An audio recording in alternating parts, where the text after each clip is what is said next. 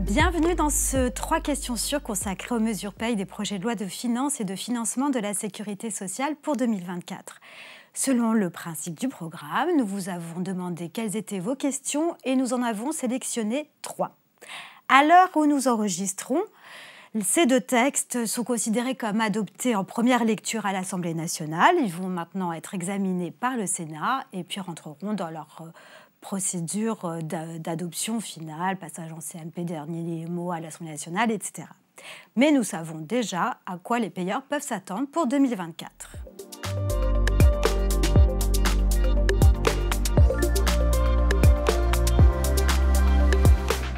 Alors oui, Julien, le projet de loi de finances pour 2024 s'est enrichi d'un volet frais de transport domicile-lieu de travail. Alors d'une part, le projet de loi de finances reconduit les 4 mesures qui se sont appliquées en 2022 et 2023 qui avaient été prévues dans le cadre de la loi pouvoir d'achat de l'été 2022. Donc rien ne va changer pour 2024. Pour mémoire, il s'agit pour ce qui concerne la participation de l'employeur au titre d'abonnement aux frais de transport public ou un service public de vélo. Lorsque l'employeur va au-delà de sa prise en charge obligatoire à 50%, il s'agit de faire bénéficier à la prise en charge facultative les avantages de la part obligatoire et dans la limite de 25%. Pour ce qui concerne la prime transport et le forfait mobilité durable, il s'est appliqué un plafond d'exonération de 700 € au lieu de 500 par an et par salarié, dont 400 maximum pour les frais de carburant. Bon, pour rappel aussi, en Guadeloupe, en Guyane, en la Martinique, la Réunion et à Mayotte, le plafond est plus élevé puisqu'il est de 900 €, dont 600 pour les frais de carburant. Troisième chose, l'éligibilité à la prime de transport a été élargie pour tous les salariés et par dérogation pour ceux qui peuvent utiliser les transports en commun. Enfin, la possibilité de cumuler la prime transport avec la prise en charge obligatoire de 50% des titres d'abonnement au transport public ou de service public de vélo est maintenue. Voilà pour ce qui en était de cette année 2024. Pour 2025, ce que le projet de loi de finances envisage, c'est de majorer de 100 € et de façon pérenne, cette fois-ci, les plafonds d'exonération de droit commun, plafonds d'exonération d'impôt sur le revenu, cotisations, CSG et CRDS.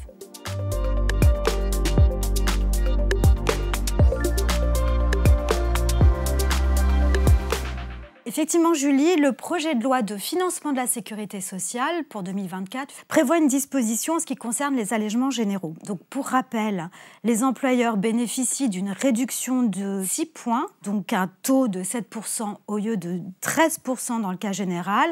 Cette réduction de 6 points est sur le taux de la cotisation patronale d'assurance maladie pour les salariés dont la rémunération n'excède pas 2,5 SMIC sur l'année. Par ailleurs, le taux de la cotisation d'allocation familiale est abaissé de 1,8 points, ce qui fait un taux de 3,45 au lieu de 5,25 dans le cas général, pour les salariés dont la rémunération est inférieure ou égale à 3,5 SMIC sur l'année. Seulement, compte tenu des hausses successives du SMIC liées à l'inflation qui sont intervenues sur ces dernières années, les montants des plafonds des rémunérations éligibles à ces réductions de taux ont considérablement augmenté.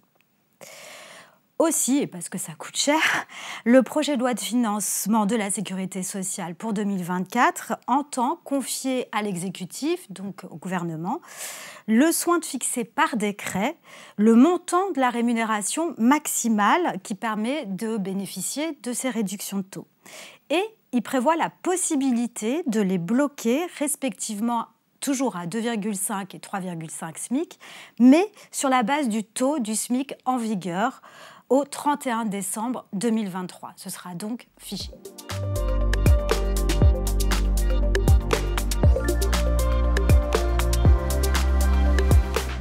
Alors Rachid, pour ce qui concerne la contre-visite médicale, celle qui est à l'initiative de l'employeur lorsqu'il suspecte que son salarié est en arrêt de travail injustifié, l'aspect le plus notable serait que lorsque le rapport du médecin sollicité par l'employeur conclut à un arrêt de travail injustifié ou à une durée injustifiée de cet arrêt, il faudra en informer l'assurance maladie dans les 72 heures, et dans ce cas, l'assurance maladie suspendrait automatiquement le versement des indemnités journalières de sécurité sociale, ce qui, par ricochet, permettrait donc à l'employeur de ne pas verser le complément de rémunération.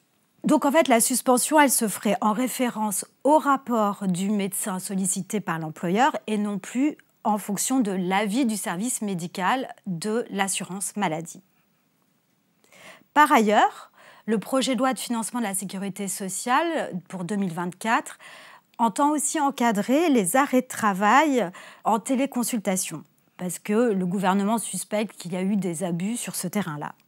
Donc en fait, ce qui est prévu par le projet de loi de financement de la sécurité sociale pour 2024, c'est de limiter à 3 jours la prescription ou le renouvellement d'arrêt de travail en téléconsultation, avec toutefois 2 exceptions.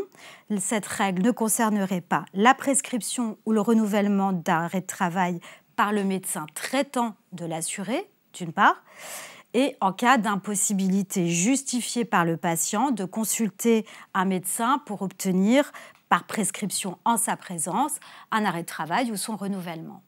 Donc, nos auditeurs peuvent se reporter au RF Paye de novembre, c'était le 341, au RF Social de novembre également, c'était le 245, au feuillet hebdomadaire de la revue fiduciaire du 2 novembre, le FH 4011, et puis bien sûr, restez branchés sur nos fils d'actu quotidien pour suivre l'évolution de ces 2 textes. Je vous dis à bientôt.